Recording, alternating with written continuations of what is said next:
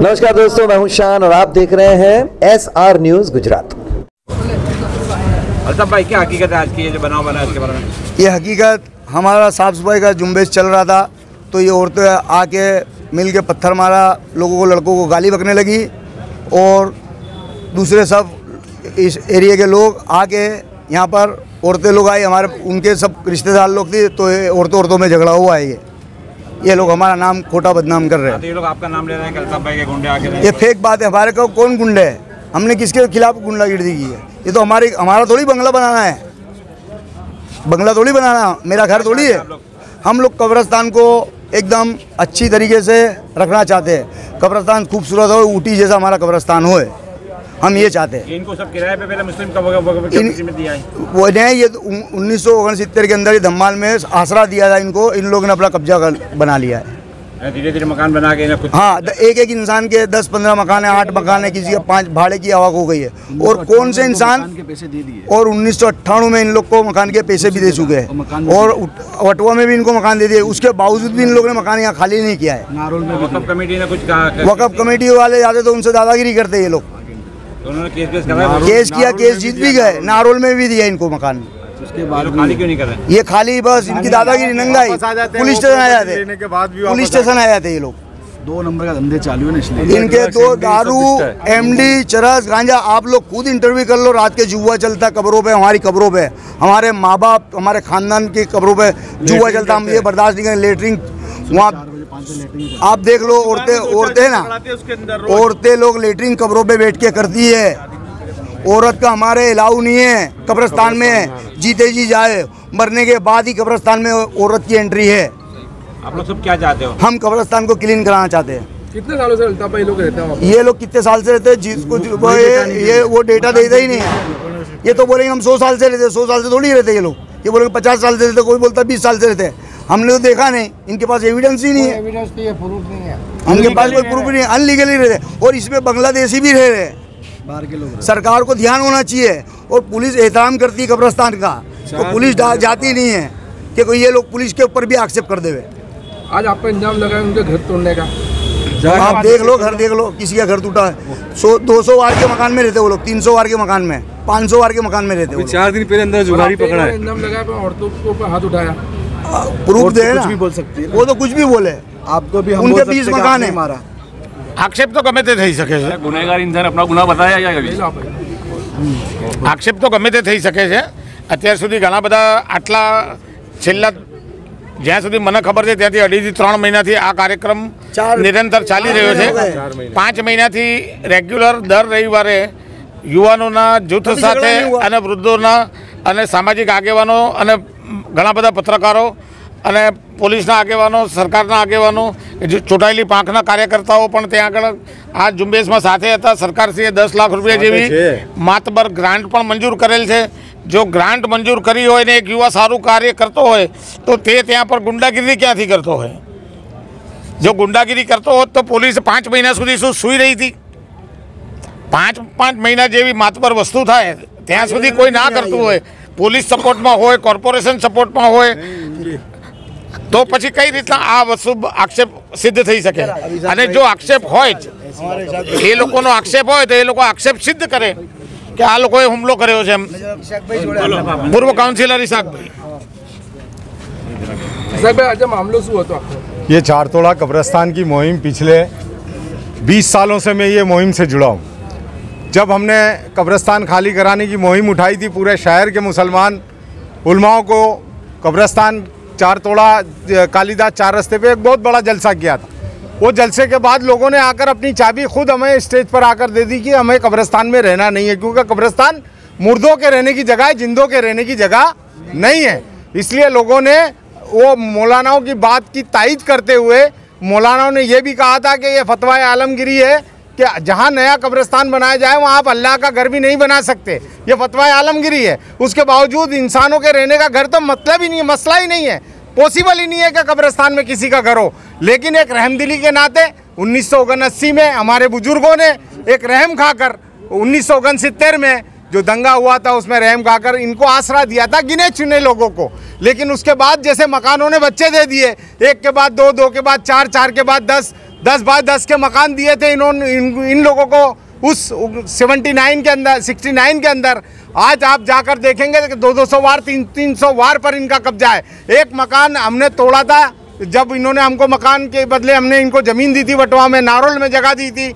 एक मकान में 100 कब्रें बन जाए, इतने बड़े बड़े मकान बना रखे थे इन लोगों ने। 110 लोगों को वटवा के अंदर उनकी मर्जी के मुताबिक बनाकर वटवा में मकान देने की मुहिम में मैं बढ़ चढ़कर मैंने हिस्सा लिया था, मैं शरीक था। आखिर तक नारोल में मकान बना के दिए थे इनकी मर्जी के मुताबिक, लेकिन वो मकान लेने के बाद जो हमारे समाज के लोगों ने डोनेट किए थे इनको, वो लेने के बाद भी वापस कब्रिस्तान में आ गए। अब फिर से ये 5 महीने से मैं, अल्ताफ खान, मेरी पूरी टीम ये कब्रिस्तान की मुहिम को खाली कराने के लिए, उसको खूबसूरत बनाने के लिए इनके घर घर जा जाकर इनको समझाया। सब ने तायद की हमारे काम की, सब हमारी तायद कर रहे थे हमारे कामों की, लेकिन ये कुछ सियासी लोग जो हमारी इस काम को, हमारी इस कामयाबी को देख नहीं पा रहे, उन लोगों ने पीछे से इनको पुष्ट पनाही की और ये लोग उनकी बातों में आकर आज जो भी हुआ ये गलत तरीके से हुआ। इन लोगों ने गलत तरीका अपनाया है। हम इनको मकान देना चाहते हैं और वो भी वक़्फ़ को राजी कर कब्रिस्तान के अंदर ही मकान देना चाहते हैं, एक तरफ करना चाहते हैं, ताकि कब्रिस्तान का जो लिहाज है वो कब्रिस्तान की तरह ही रहे। क्योंकि जब तक क़यामत नहीं आएगी तब तक वो मुर्दे को क़यामत तक उठने की इजाज़त बारी ताला भी नहीं देता। क़यामत तक उस कब्र से उठाया जाएगा जो कब्र में वो दफन है। हमारी नस्लों का सवाल है, आने वाली नस्लों का सवाल है। 101,30,000 वार जगह है ये, 1300 करोड़ रुपए की प्रॉपर्टी है वक़्फ़ की। आज के दौर में पूरे शहर के मुसलमान नहीं, पूरे गुजरात नहीं, पूरे हिंदुस्तान के मुसलमान मुत्तहिद हो जाएं तो भी 1300 करोड़ रुपए का कब्रिस्तान समाज को नहीं दे सकते। हमारे आबा और अजदाद ने जो ये दिया है उसका तहफ़्फ़ुज़ करने की एक एक बच्चों की जिम्मेदारी है, एक एक फर्द की जिम्मेदारी है। आज ये कौम सोई हुई है, ये कौम फ़लस्तीन के नाम पे जाग जाती है। मैं समर्थन करता हूँ फ़लस्तीन के मजलूमों का भी, लेकिन ये यहाँ जो कब्रिस्तान के अंदर ये कर रहे हैं, आप लोग अपने घरों में सोते रहेंगे। अरे घरों से निकल कर आओ और ये कब्रिस्तान को कब्रिस्तान बनाओ। हम कब्रिस्तान को कब्रिस्तान बनाना चाहते हैं। वहाँ दरख्त, मैं कॉरपोरेटर रहा 10 से 15 तक, 2010 से 15 तक मैंने 5 साल अपना जन्मदिन कब्रिस्तान में मनाया। दरख्त लगाकर, जितने साल का हुआ उतने दरख्त लगाए, इसलिए कि दरख्त से जो ऑक्सीजन निकलता है उसकी वो ऑक्सीजन पूरा शहर लेता है, उसका फ़ायदा पूरे तमाम समाज के लोग उसका फ़ायदा लेते हैं। उस इरादे को मद्देनज़र रखकर हमने ये काम किया। फिर से हम 400 दरख्त उसमें लगाने जा रहे थे। हमने ये बार भी मेरे जन्मदिन पर 60 दरख्त लगाए गए वहाँ पर। फिर से दरख्त लगाने की ये मुहिम चल रही है। हम दरख्तों को काट रहे हैं, साफ़ सफाई कर रहे हैं, अपना कारोबार छोड़कर रात दिन वहाँ पर हमारे तमाम अराकीन जाकर मेहनत करते हैं। उसके बावजूद भी ये 5 महीने तक तो हमें पानी पिलाते रहे, चाय पिलाते रहे। आज न जाने क्या हो गया इनको, न जाने किन लोगों ने पथराव कर दिया हमारे लोगों के ऊपर। तो ये पत्थर सहने वाले लोग नहीं हैं हम पत्थर मारने नहीं आए आपको। हम तो आपको हम ये शहर को कब्रिस्तान जो हमारे आबा अजदाद ने दिया था वो लौटाना चाहते हैं। दोस्तों, ये मेरे दिल की बात नहीं है, मेरे कौम की बात है। ये अलग बात है कि हम बहुत सारे लोगों को जगह नहीं पाए, लेकिन अब कौम जागेगी, क्योंकि सबको मर कर तो उसी कब्रिस्तान में आना है। हमारे इलाके में दूसरा कब्रिस्तान नहीं है।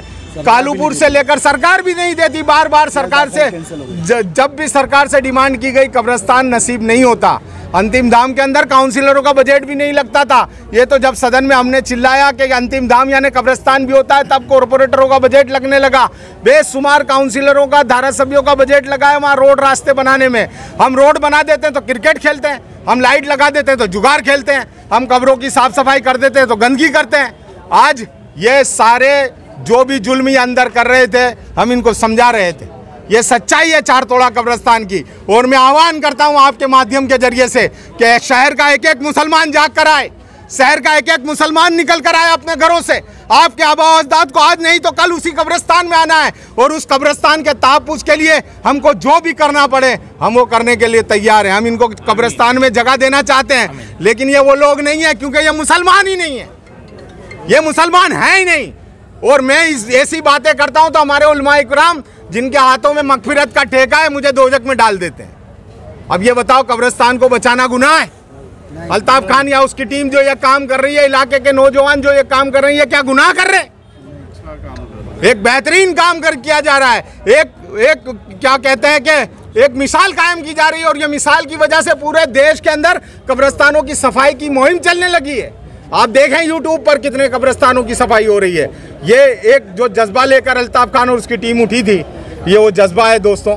यहाँ पर जो भी आज ये फरियाद कर रहे हैं ये बिल्कुल गलत है। इन्हें आज नहीं तो कल कब्रिस्तान छोड़ना पड़ेगा। ये आपके माध्यम से पूरे शहर के मुसलमानों की जानिब से आपको कहता हूँ। बहुत बहुत शुक्रिया। नमस्कार, मैं हूँ रवि दुबे और आप देख रहे हैं SR news Gujarat. Like, subscribe and share. अगर आपको हमारी बताई गई खबरें अच्छी लगे तो उसे लाइक करें, शेयर करें और सब्सक्राइब करें। और हाँ, अगर आप हमसे जुड़े रहना चाहते हैं तो हमारी SR न्यूज़ गुजरात चैनल को सब्सक्राइब करें और बेल आइकन दबाना न भूलें ताकि हम सदा आपसे जुड़े रहें और आप तक नई नई खबरें पहुंचाते रहें।